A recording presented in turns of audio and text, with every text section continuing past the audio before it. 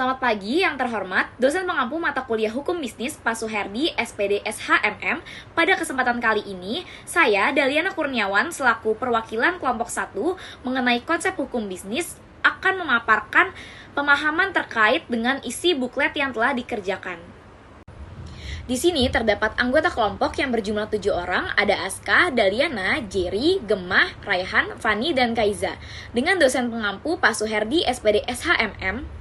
Selanjutnya terdapat 12 pokok bahasan yang akan dipaparkan pada buklet konsep hukum bisnis kelompok kami.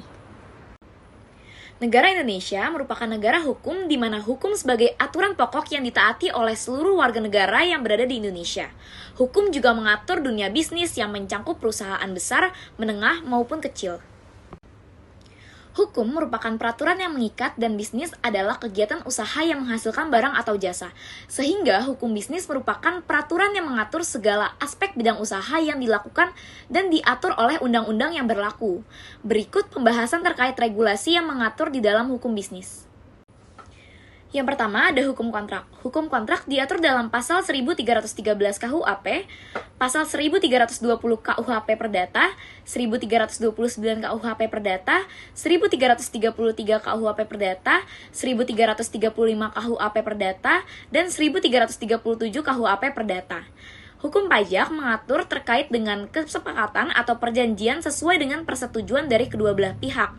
Terdapat juga jenis-jenis kontrak, yaitu kontrak timbal balik, kontrak cuma-cuma, kontrak bernama dan tidak bernama, lalu ada kontrak campuran dan sebagainya. Selanjutnya ada hukum perusahaan.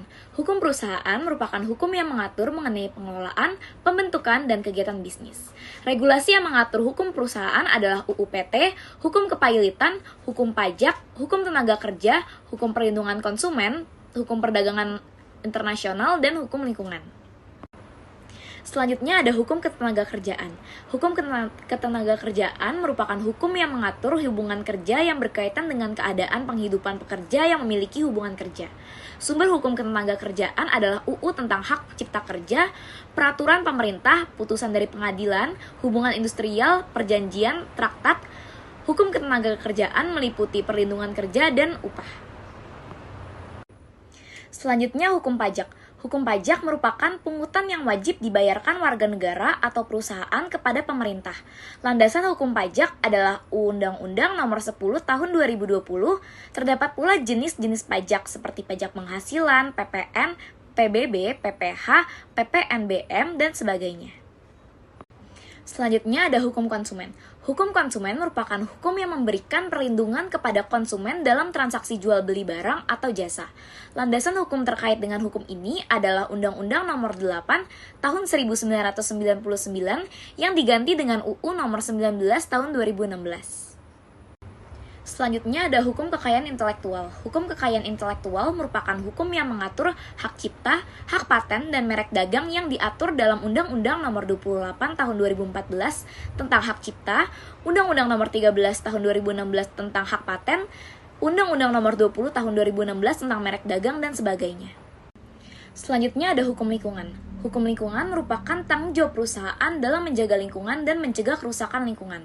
Hukum ini diatur oleh Undang-Undang Nomor 32 Tahun 2019 tentang perlindungan dan pengelolaan lingkungan hidup dan Peraturan Pemerintah Nomor 78 Tahun 2015 tentang pengelolaan sampah rumah tangga.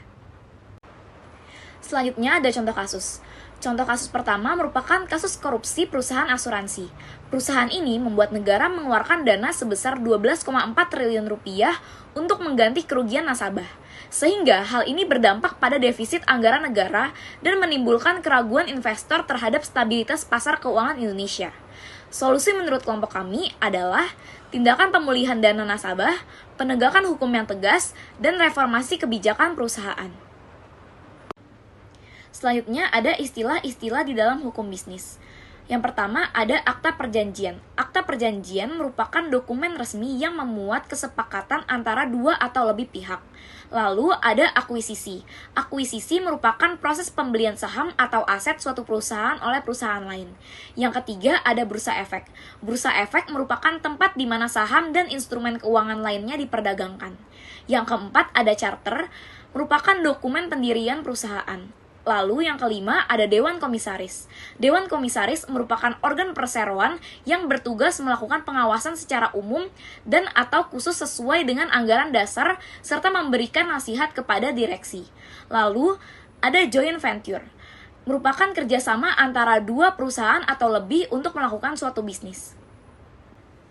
Selanjutnya yang ketujuh ada fidusia, yaitu suatu bentuk jaminan kebendaan di mana pihak yang memberikan kredit memiliki hak atas barang yang dijamin. Lalu yang kedelapan ada emiten, merupakan pihak yang melakukan penawaran umum.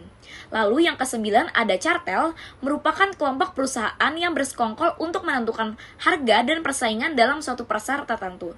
Lalu ada akuisisi, merupakan proses pembelian saham atau aset suatu perusahaan oleh perusahaan lain.